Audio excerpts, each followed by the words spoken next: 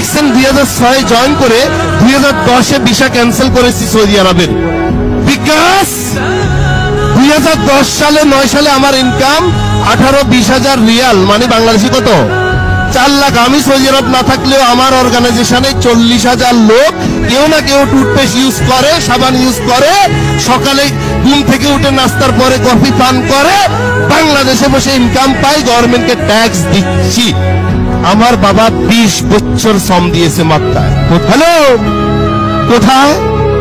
মক্কায়। সেই আমি যখন ছোট ছিলাম 9 বছর বয়স, আমাকে বাংলাদেশে রেখে আমার হ্যাপিনেসের জন্য, স্কুল কলেজের খরচ মিটানোর জন্য, আমার পরিবারের সুখের জন্য সৌদি আরব মক্কা এসছে 4000 কিলোমিটার দূর। 3 বছর পর পর দেশে যেত 3 মাসের জন্য। 20 বছর শ্রম দিয়ে সে এখন দেশের বৃদ্ধ বয়সে, তার মেশিন ইঞ্জিন যখন শেষ, সে এখন বাংলাদেশে। তার কোম্পানি তার খবর নেই। আপনাদের নিবে না।